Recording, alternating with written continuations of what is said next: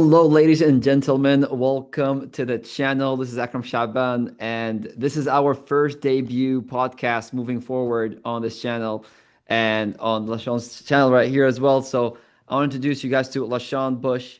Uh, Lashon, I'm happy to have you here on the podcast. This is going to be amazing, and this is our uh, book from now on that we're going to be completing on this debut podcast. So tell the audience out there about yourself, brother. Akram, thank you, sir. It is both a privilege and an honor to be on the podcast with you and to discuss the nature of XRP and things that we're going to be talking about for our audience.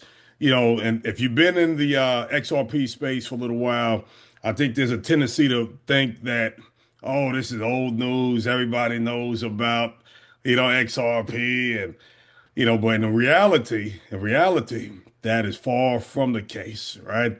Correct. But me myself, I'm from New York City originally. Joined the military, married at the age of 21, right? Three kids, two granddaughters, and retired from the military in 2017. Currently working as a government contractor, right, supporting the Department of War.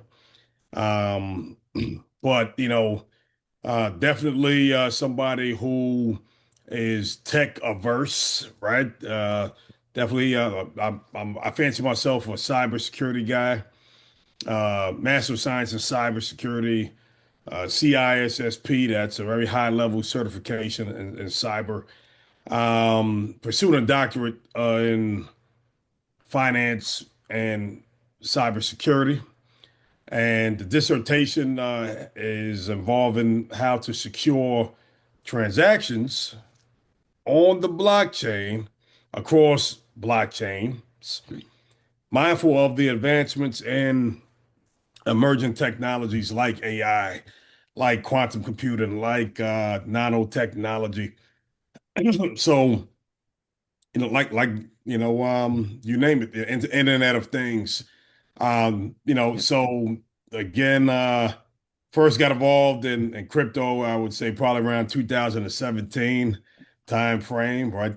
But the wife actually told me to invest in this technology that had been investigating, right? And this is going back a little Mhm. further, back to 2008. So she's telling me, hey, look, I've been doing some research.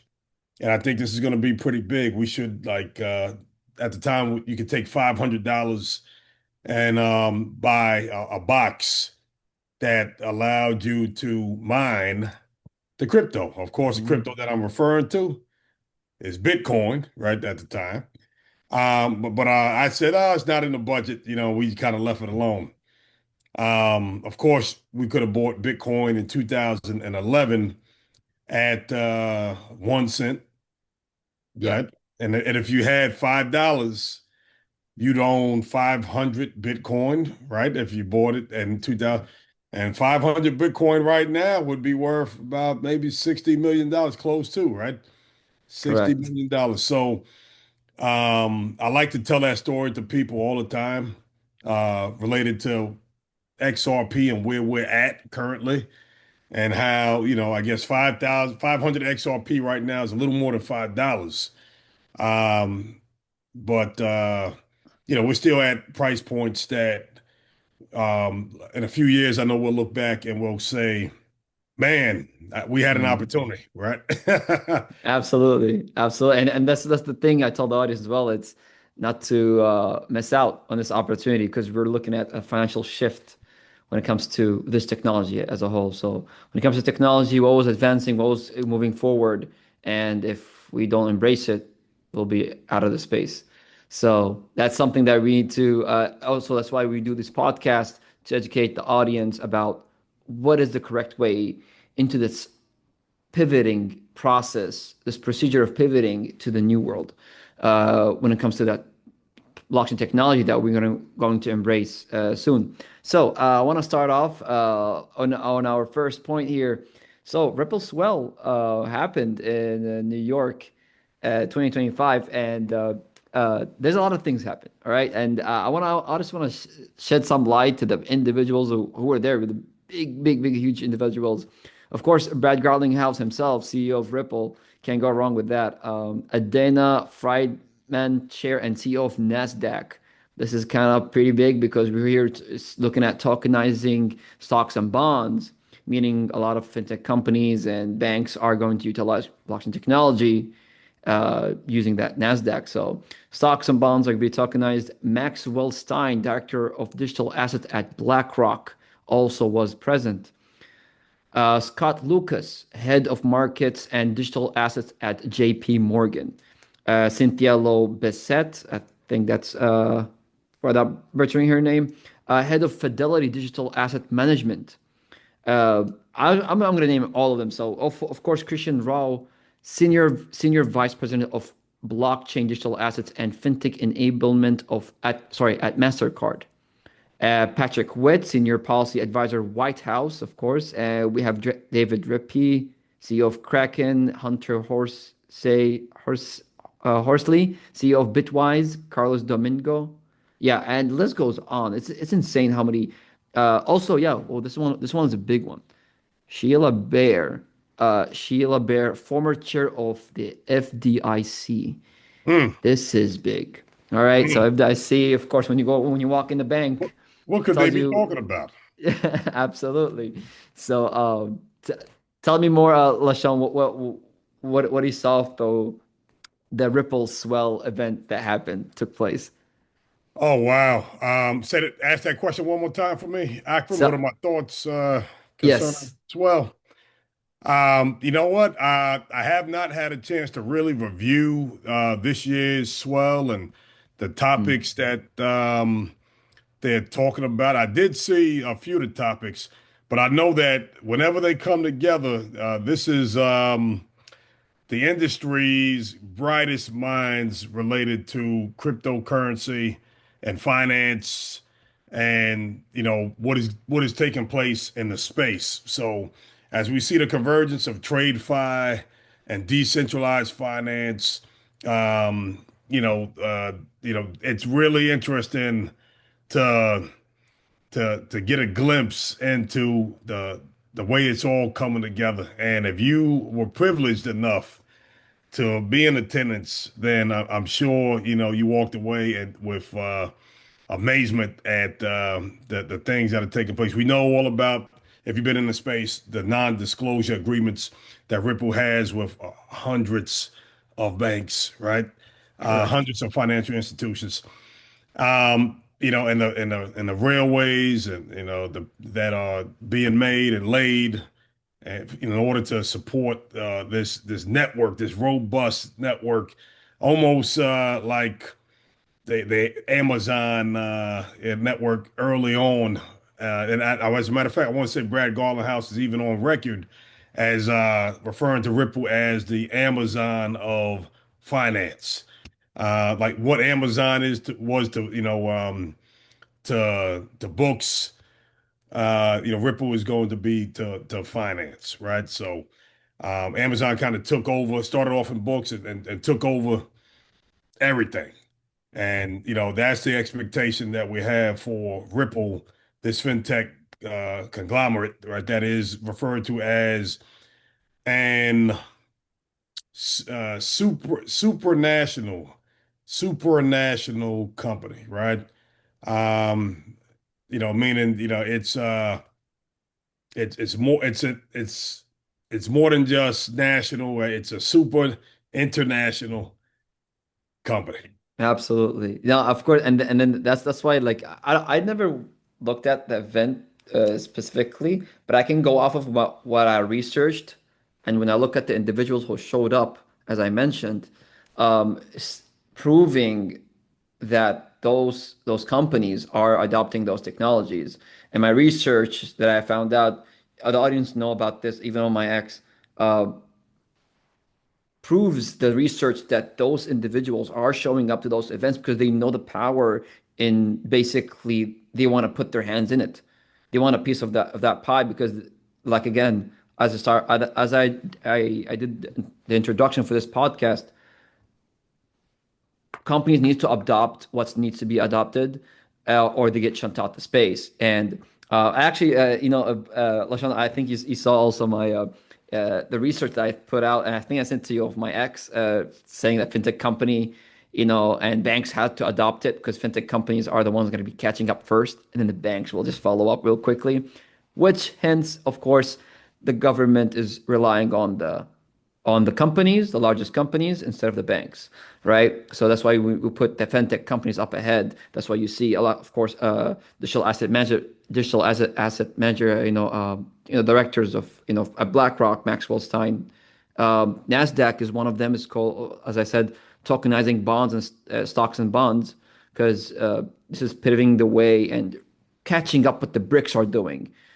We are here in America. Normally, we're still on research mode, still falling behind when the BRICS are just quickly, building the systems. Also, the White House, senior policy advisor, White House. So, of course, when it comes to blockchain technology and him showing up to a Ripple swell, uh, there's a lot of policies that has to be in place for this country when it comes to blockchain technology. What things you can do, things which you can't do, right? Uh, of course, the FDIC is one of the biggest ones as well here, former chair of FDIC. If you have cryptocurrency in your CBDC account, right? How much does the FDIC can insure you, right? So that all takes place into those conversations. Now, of course, I'm talking about what I've researched and what if those individuals showing up to those conversations, what they said. Of course, they didn't say what I said, but Right. from the research there's from we're going for, that's what they're looking at the project and paving the way for that future, making sure those systems in place are ready once they introduce those cryptocurrencies, especially, of course, the ISO 232. Also, one of the speeches I just saw off of the Brad Garlinghouse, saying, and Ripple as well, he said Bitcoin consumes a lot of energy, and it is the truth regarding that. Now, he said about the maximalists, right? That we don't have to go off of basically go fight each other of which cryptocurrency is the one, right? And he was saying that we'll be like in a community where if Bitcoin is doing well, XRP was doing well, and vice versa, right? So in the situation where we're living in right now, when it comes to this technology, we're trying to find a way to coexist together instead of being in competition. Because let's say this is another key when you look at XRP, XLM, Ripple, Stellar, HBAR, those SHX is one of them as well. Flare, when you look at their projects, they're complementing the agenda. They're coexisting together to help each other fill up in the gaps under that Ripple umbrella, if so to speak. Uh, but of course, again, Lashawn, if you have anything to add on that, I would likely to have you say it. No, I appreciate it. And again, this is going to be great because I feel like Akram, we have so much in common in terms of our passion for what is taking place right now. And I definitely want to lend my experience. That I chose this background photo for a reason, right? Yes. This background photo, I don't know if you can't see the top of the heads there, but that is me to the far right, right? Lashon Bush, or better yet known on Twitter and XRP community as LB Hakodesh, right? LB Hakodesh. Been in the Twitter, XRP, pardon me, the X community for a little while. And to the far left, that is Dirk Shepins. That is the owner and founder of Expector, a metaverse that is being built on the XRP ledger. In the middle is Mr. Cool. He goes by Mr. Cool, right? Another XRP influencer, and pretty popular. I want to say Mr. Cool is a lawyer, if I'm not mistaken, right? So Yep. he was heavily involved in terms of shedding light on a lot of the legal proceedings that were taking place involving the SEC and Ripple. During the actual court hearings, or during that time when the SEC brought charges against Ripple as attempting to pertaining to attempting to sell or offer XRP as an unregulated security to investors, right? Dirk Shepins uh, hosted spaces on Twitter underneath the Expector banner that brought together the whole XRP community, right? Not only the XRP community, but later on, once more blockchain communities started making a pivot towards coming together as opposed to the silos that we have historically seen. He's had a hand in that, and my relationship to Dirk is I once was a heavy investor in Expected, right? I was one of the top 88 holders of I guess the NFTs and the land, right? I was referred to as a Crown Council member, and you can still I guess if you purchase enough of the Expected assets, be involved in what they're building over there. They're doing great things. They're putting together a metaverse. And the only reason I really took attention to it, Akram, was because it was being built on the XRP ledger. I said, this guy knows something right here, right? He knows that the ledger is going to be flooded and price appreciation is going to take place. Now, when the price of XRP goes up, does it automatically mean that the price of the assets that are on the ledger are going to go up? Depends on the value of the assets, right? If it's Mm. digital real estate, so that's where the speculation comes in. So I've now since I've invested, I've kind of pivoted and I'm going in a different direction, a little less risk, right? Leaning towards the more, I guess, reputable assets in the space, ISO 222 compliant. But again, my from my perspective, if it's built on the XRP ledger, that's a safe place to roll the dice in terms of the wave of resources that are coming into the space. But again, just wanted to share that, so been in the community through the ups and downs. I attended the Ripple proper party in 2023, I want to say, if I'm not mixing my dates up. Got a chance to meet Brad Garlinghouse and David Schwartz. And sometimes, Akram, you get opportunities that you wish you can have back. You wish you Correct. got that I opportunity agree. when I met Brad Garlinghouse and he asked me, so, what who are you? And in my mind, I'm thinking this guy doesn't really want to know who I am. He's just being polite, right? Wait, So I tell me, yeah, tell us more. Like, what was the experience, man? Yeah, Let's. so I'm first of all, I'm in the Manhattan Center. I believe it was the Manhattan Center in New York City. Um, some ballroom. I forget the name of the ballroom, but Stein something. Mm. And Lenny Kravitz is on stage. The drinks are flowing. I don't know if you drink Akram, but I've slowed down. But on this night, I was enjoying myself. Now it's And special occasions. right. So the open bar, and I guess I'm probably double fisted. That's probably a habit from my army days, right? Just mingling and having a good time. And by the time I get to Brad, they're like, "Hey, Brad's over there." I'm like, "Where's he at? Let's go. Let me go talk with him." I wait in line. Wasn't even that big of a line. He's just mixing in with the crowd casually. And I get up there, and I'm like, Brad Garland House, what's up, man? What's up, Brad?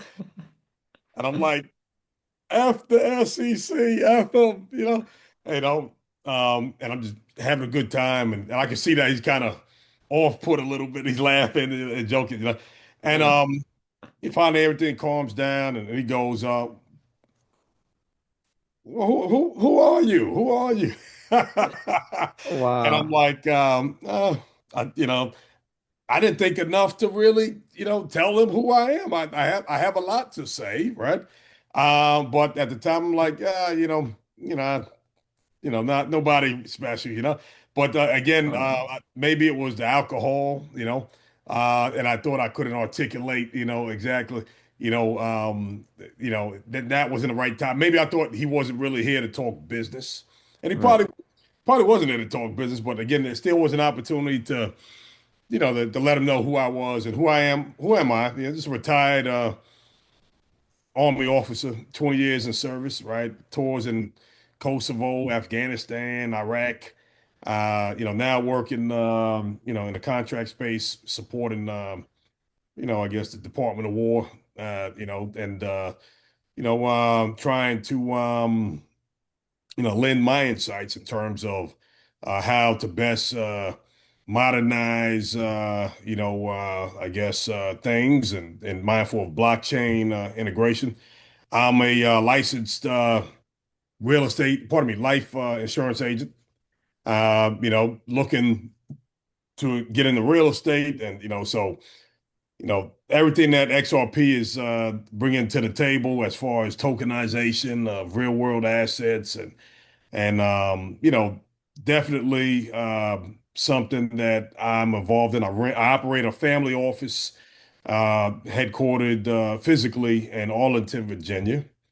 By the name of GYW 1313, which stands for Give Your Witness 1313. And the 1313 directly relates to XRP and Ripple. Not sure if you're familiar with the term gematria, Akram. Gematria. Yes, You, gematria. you Yeah, know yes. The gematria? calc. Yes, yes, yes. Okay, so when they Calc. assign a value to a number or value to a word, yeah, and there's different types of gematria, but one of these types of gematria has XRP equating to 13 and Ripple equating to 13 as well. So that's It's gematria. I found out as well. It's a way where the high value high individuals, the or I elites say elites, if I can communicate say, if I can say behind before the they scenes, right? demonetize me. Not But to get into conspiracy theory, right? yeah, right.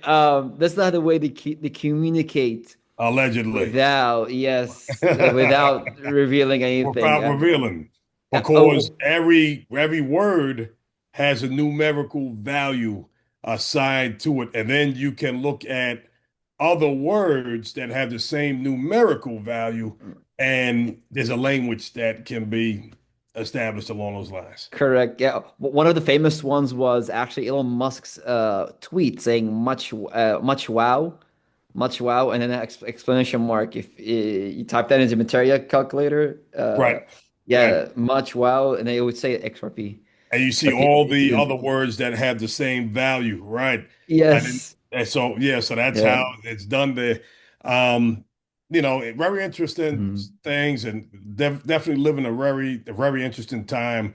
Um, I'm a man who holds a Master of Arts in Theological Studies, and I am a newly, I guess, identified Hebrew Israelite.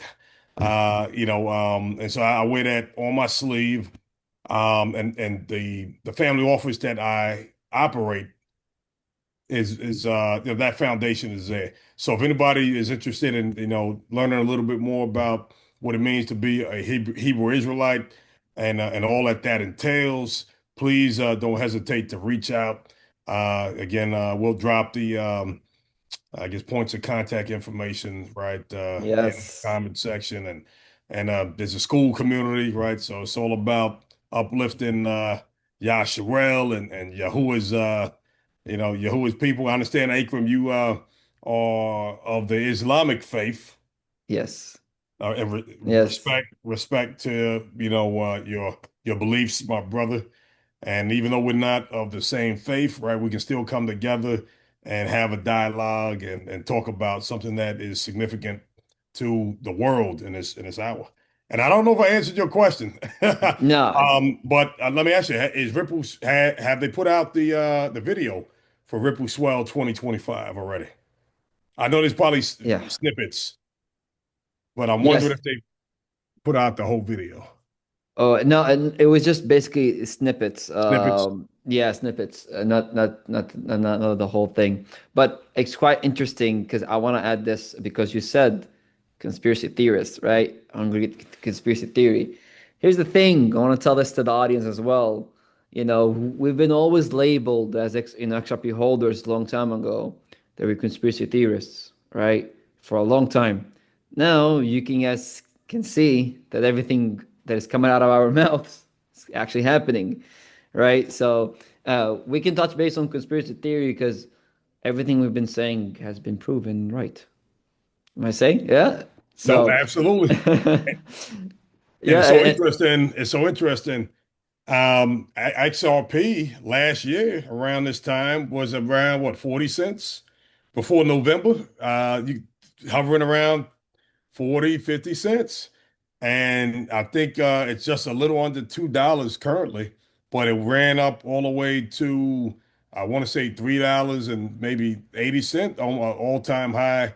So, that was from 30 cent to $3 and 80 cent or 40 cent to $4. That's a 10x right there, right? right. Wow, that's 1,000% increase. So, you know, uh, already, if you were invested, you would have seen returns that, are hard to come by. And we haven't even started, really. Correct, Haven't correct. even started.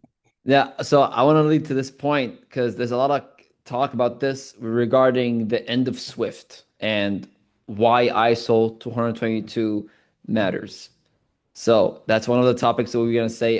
So what, Lashon, what is your take when it comes to Swift and the Ripple system? Are they gonna coexist, or are we looking at what is your perspective when it comes to that situation, Swift and Ripple? Great question. Great way to lead the discussion, Akram. And I like how you segue right into the topics there. Smooth. Yeah, Swift, right? Let's define Swift. Swift is uh I guess the mechanism by which money has been moved, controlled by the West. It is in existence, I want to say, stood up around 1948 or so, right? I might have that date off, but after the end of World War II. And it is, it stands for the Society of Worldwide International Funds Transfer. And then again, it's the measure and means by which money is moved internationally, right? The central banks from one central bank to the other central bank, and it's also historically controlled by the Western powers, and has been used for decades as a weapon in terms of imposing sanctions and limiting, the country's abilities to conduct international trade and move money if they do not fall in line with certain policies. Of the Western nations, primarily the United States. So what we're seeing now is many countries are looking at trying to find a way to circumvent that system that has been such a pain in their side. And of course, BRICS comes to mind, right? I know China has a system as well. But this is the thing. I think that all of these systems, Akram, the underlying technology, I have a hunch that it's all XR, it's all XRP ledger Right. based, right? That they're not, they're really, they're given the appearance that they oppose to each other, or that they're competing against each other. And they may compete against each other, but they're all going to operate, right? Collectively in unison. And so Okay. if XRP, if the XRP ledger takes up, if it grabs just a little market share, I want to say, let's say 10% of the Swift market share, we're looking at a serious price appreciation and concerning XRP. So I've heard, maybe $10,000, right? If we gain 10% of the market share of Swift. So I believe that everybody that's in this space understands that it's only a matter of time before Swift has to pivot, right? If they don't adopt the technology, and it's so large right now that if they bring in XRP, because they understand that they're not going to be able to compete against XRP, right? Again, if Swift is a system that is controlled by the West, and you got BRICS, and you got the Chinese system. The name escapes me. I know it begins with an M. I don't, Akron, maybe you have that off the top. I'm not sure. But Yeah. if they don't adopt this technology, then they will become the less desired route to move money internationally. Which that's not going to be good for their I guess their relativity or their relevance. Right? That's the word I'm looking for. Yeah. Yeah, So they will. because it is actually true. Because if they're gonna be outside of that space, then they're gonna keep dealing with fiat currencies. While we're here in the future, we're like the fiat currencies are on the museum, man. What are you doing? Right. We're in the cryptocurrencies Ain't now. nobody doing that. Where they do that at anymore, right? Waiting 5 or 7 days, and then the historical low transfer rates, as far as only being successful 95% of the time, they can't compete with a system like the XRP Ledger that has a 99.99% success rate. I'm not sure if they've ever have had a failed transaction related to an error, as a matter of fact. Right. Every time Swift conducts a transaction, uh, and it fails, that's an expense that is incurred by those that are involved in the transactions. So I know that the first use case for Ripple as a company was to go ahead and attempt to solve this cross-border remittance issue, meaning the exchange of fiat currency across international borders or national borders, I should say, from one central bank to the other central bank, where the counterparty had to assume risk because the transaction did not execute in real time. And they had to pull from these repositories referred to as Vostro Nostro accounts or Nostro Vostro accounts that have trillions of dollars in them. And that simulated the real time I guess nature of what Ripple has been able to accomplish with the XRP ledger and the systems that support. All right. So leading off, we now I wanna see what you think about this, Lashon.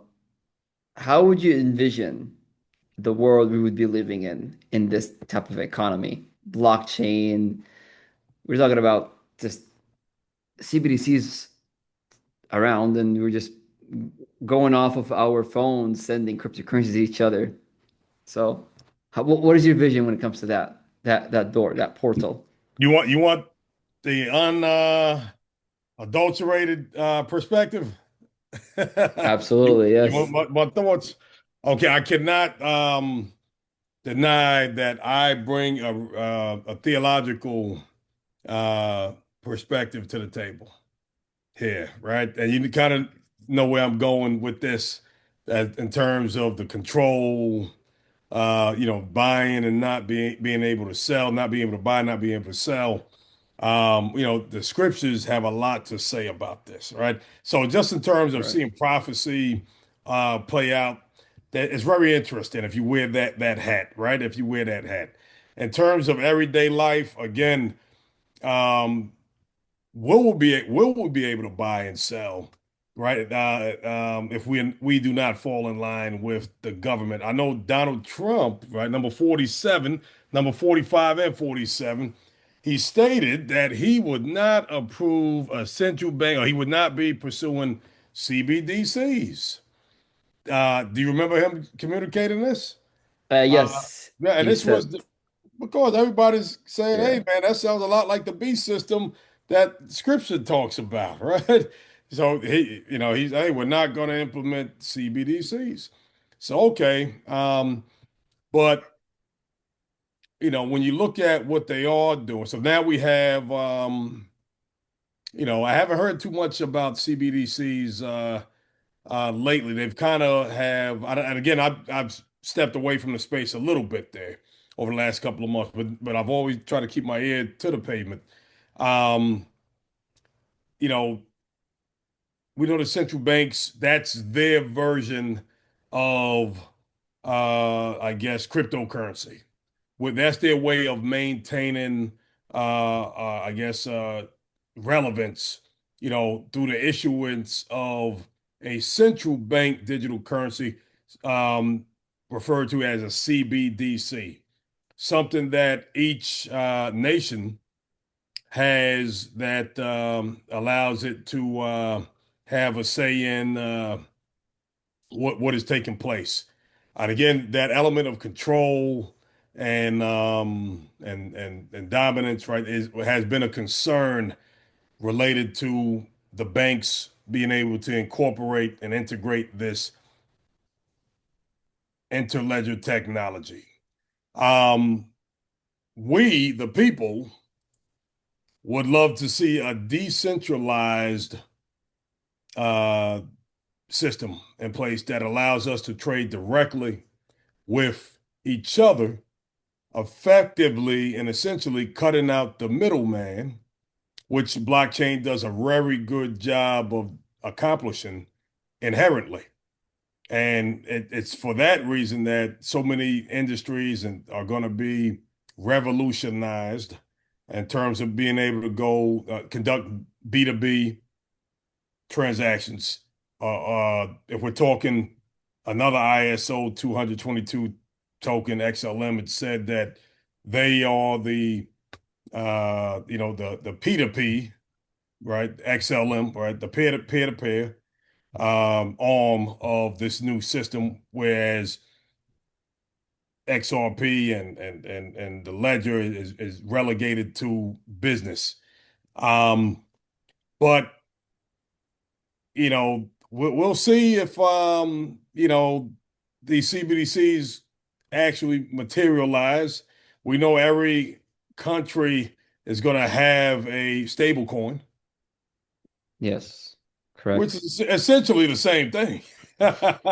Could be, right? Right, Um, because the central banks are operated and owned and represent their respective nations. That's my understanding, Akram. correct. Correct. See, from my lens, of course, presidents can say whatever they want. I don't give a hell what they say, because sometimes they say something, there's something different happens, right? Right, So again, right. presidents normally are puppets to the government of what they should say and should not say. They have to follow the agenda regardless what they say. They can tell them to say something so the masses doesn't worry too much about it, to sweep it up, sweep it under the rug. And then when those crashes happen, when those banks shuts down, debit cards don't work, and just money doesn't work anymore. Just everything is on freeze. This is where they're going to issue. They're gonna say like this is the only way out, and it is the CBDCs, right? We've been forcing and been telling that we won't have it. We won't have uh we would never have CBDC around, but because of what happened to us with this crash happened, we have no way but to pivot, right? But here's the thing. America and a lot of governments, what they would do is destroy what they've built for centuries, the traditional way of money, and then introduce the new world of money, right?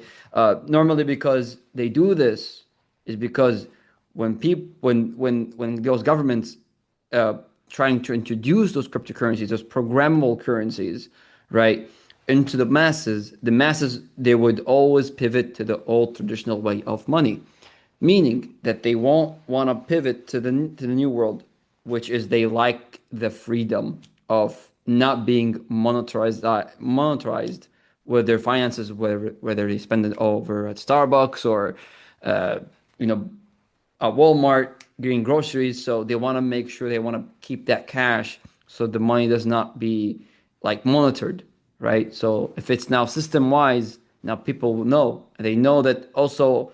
Also, Lashon, correct me if I'm wrong. You've been also seeing people don't like AI. They don't like to use AI. They like the traditional way of life, right? They don't like the idea Hey, of AI.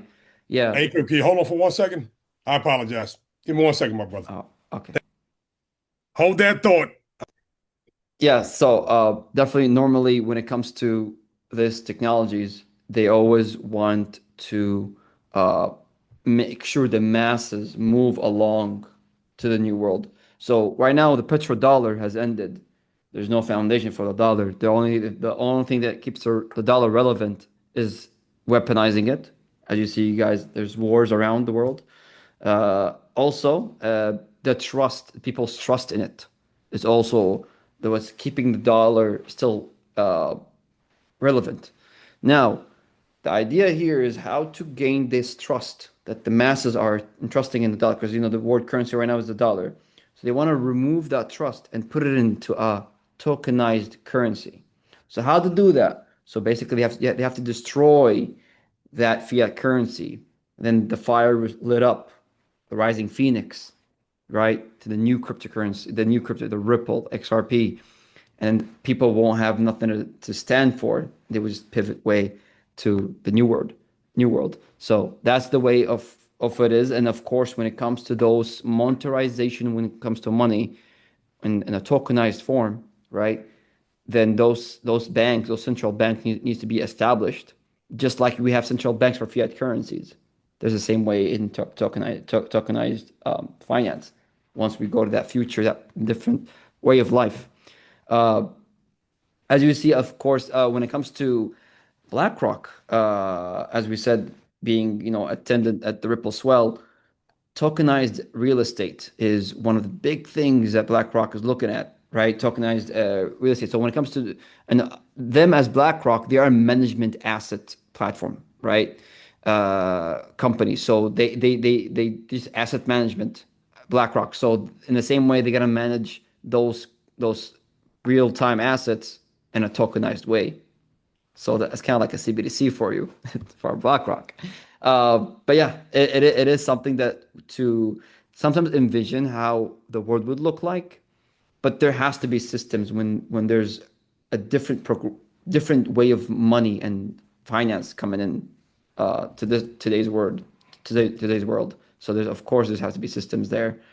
Probably not CBDCs, probably something else, but it has to be a central bank to monitor what's coming in, what's coming out. So absolutely.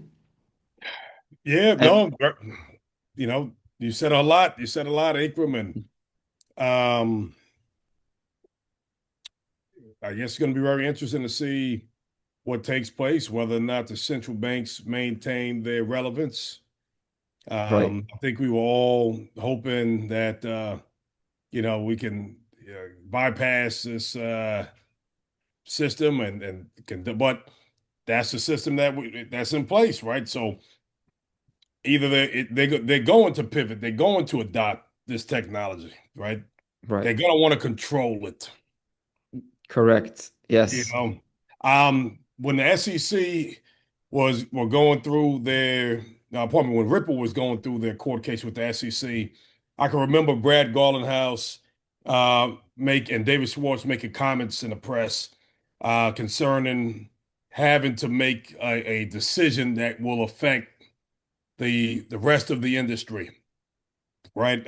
Correct. Giving up their dream, and maybe that dream was an open market where trade can be conducted without the oversight and overwatch of Big Brother. As opposed to you know, uh, giving the central banks, some leverage, some participation in this great technology that they have. Right. Yeah. And that leads me to my next point, of course, which is the role that Ripple's role, the IMF and the central banks in this transition, right? What what we can go off of is what they publish. No, normally what the BIS also publishes on the documents that I've done research on. And also, I do have documents. I think I have it on my it's on my channel as well. It's called Agora Project, right? And it goes really deep when it comes to how the tokenized way of life is going to be. Even mentioning how tokenized credit scores can affect your financial uh, you know history. That's what the credit score is.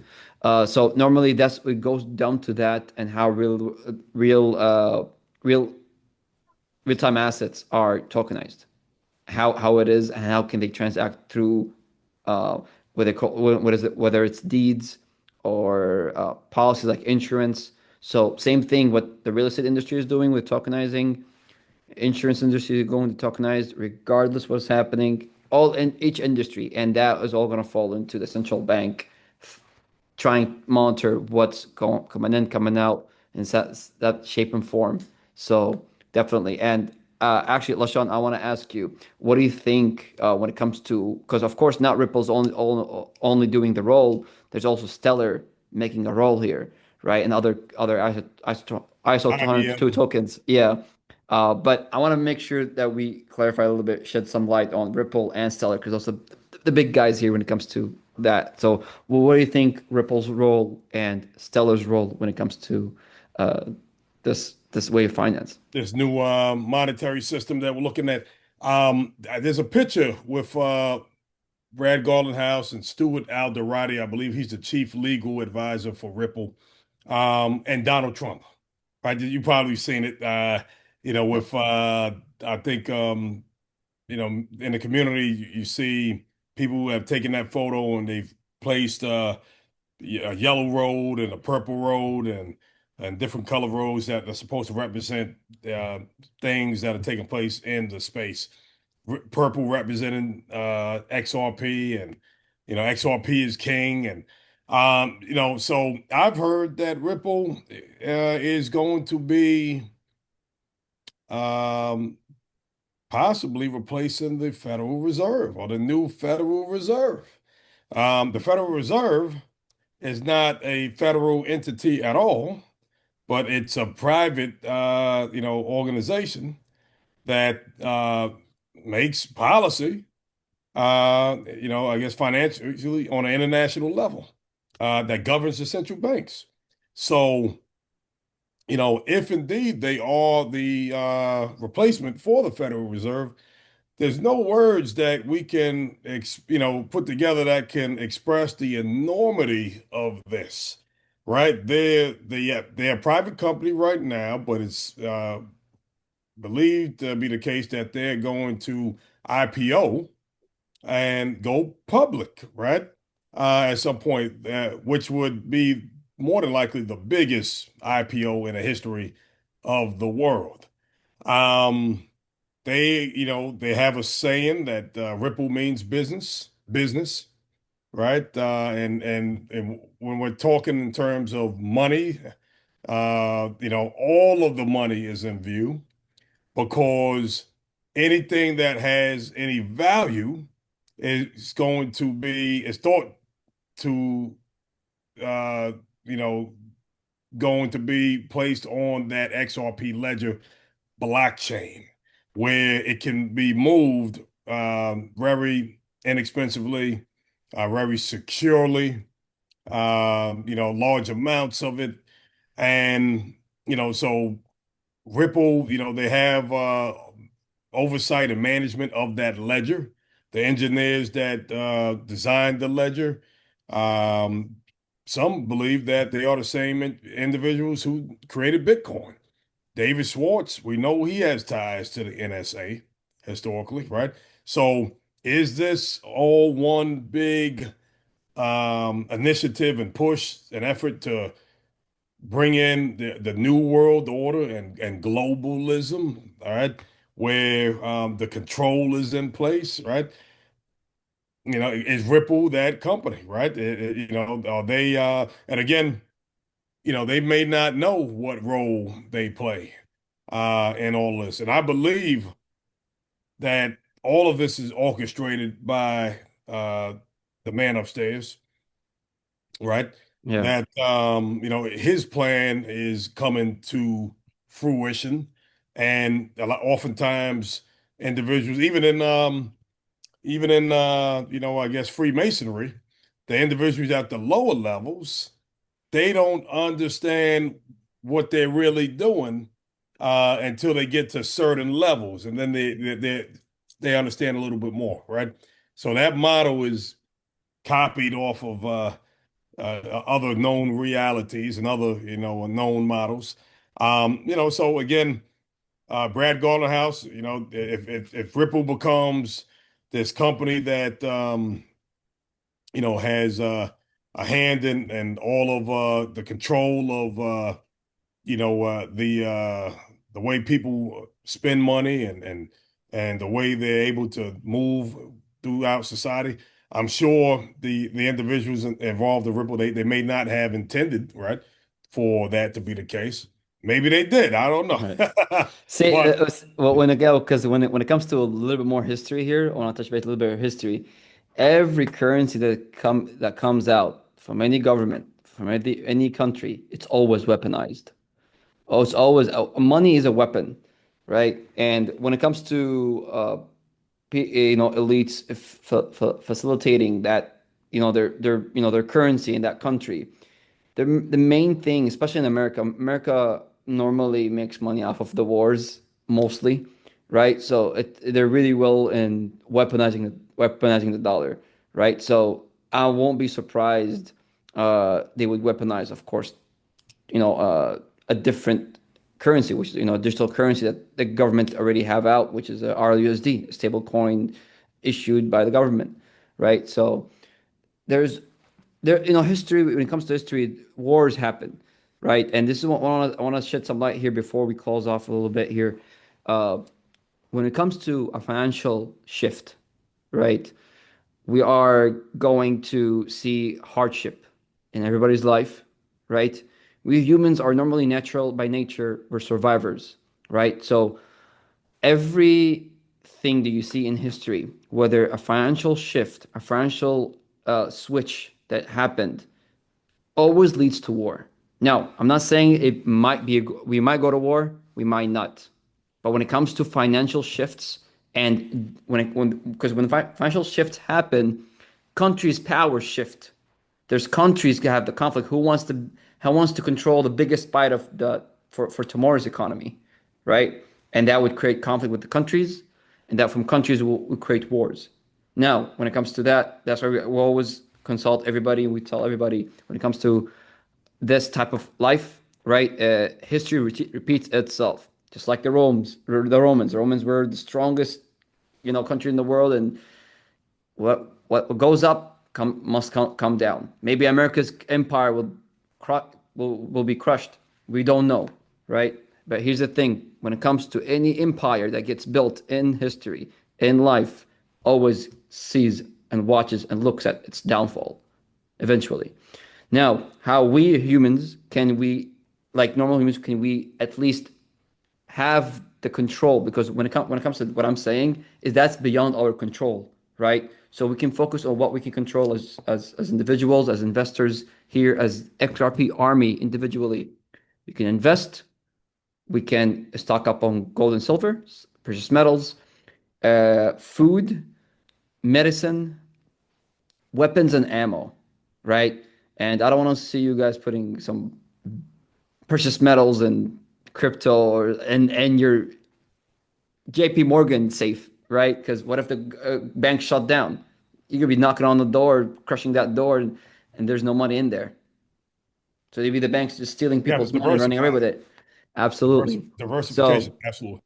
yeah, and that's what it comes down to. And also when it comes to a lot of people, when they make that wealth, they make that profit, they seek a life outside of the US, right? Normally it's because of safety. They know what would be having this type of, wealth and Happiness. profit. Yeah, and walking downtown Chicago, right?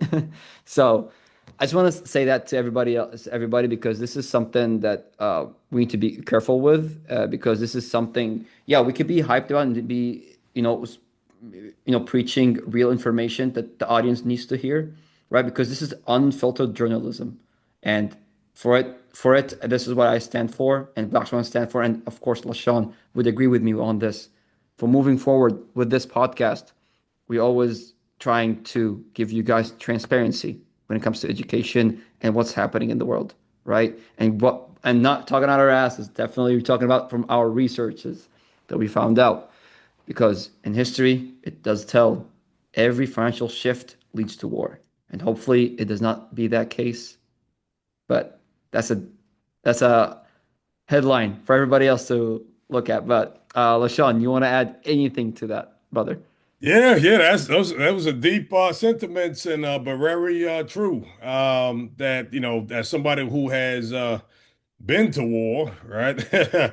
I remember in '03, of course, the Iraq War kicks off, and I think my unit was one of the second divisions in First Armored Division. I'm looking at CNN, right, and we're looking at the crossswords on TV, and the Iranian helmets that made up the pavement, right? I guess that underneath the crossroads, the ground is made up of Iranian helmets. And next thing I know, I find myself looking up. I'm underneath the crossroads, right? Like that happened pretty fast. When there are resources on the line, oh yeah, you better believe that there's a mentality that the end state justifies the means, and you know, historically we know what has taken place in terms of the wars and the reasons why these wars were fought, right? And in the news recently, we see, number 47. He made a statement. He said, if they don't stop killing those Christians over there in Nigeria, we're coming. Who's coming? The United States is coming. We're coming. Why are we coming? We're coming to save the Christians, right? Is that why we're really coming? Or to save the Christians that are, or is that a cover for going after the natural resources, right? That's what so again, whether or not that's the case, I'll leave it up to our audience. But, put your thinking caps on and look at history and the reason behind things, playing out the way they played out. And you can come to an answer that is not too complicated to arrive at in terms of truth, in terms of truth. That being said, we're definitely going to give you unadulterated truth. We're going to make sure that you stay informed based off facts and research. And we, Akram and myself, have a deep respect for what is taking place in this space right now, and a long history in terms of understanding where the space has come from, where and the vision and the foresight to understand where it's going. So, again, story I like to tell a lot of people is that if you had 500 Bitcoin right now, that'd be $60 million, right? You could have bought 500 Bitcoin for $5 back in 2011, right? And then you'd be a millionaire 60 times over Wow. right now. Yes. So, No, I honestly like this is amazing. This is a beautiful way to close it off, Sean. Really, brother. But so I wanna say, brother, thank you so much for being here. And of course, this is gonna be our regular podcast for everybody who's watching. So we're gonna be always educating you guys all the time, and make sure you guys support Lashon Bush and on his Twitter as well on his X LB Hako Dish. All LB right. underscore Oh, Hakodesh on LB X. underscore Hakodish LB uh, underscore. on We'll drop the X. points of contact in the comment section. Absolutely. Absolutely, yeah, and yeah, we'll definitely connect with you guys in a second episode on blockchain worldwide. Speak soon. Absolutely. All right, Lashon. Absolutely. Of course. Take care. Be safe. Take it easy, everybody.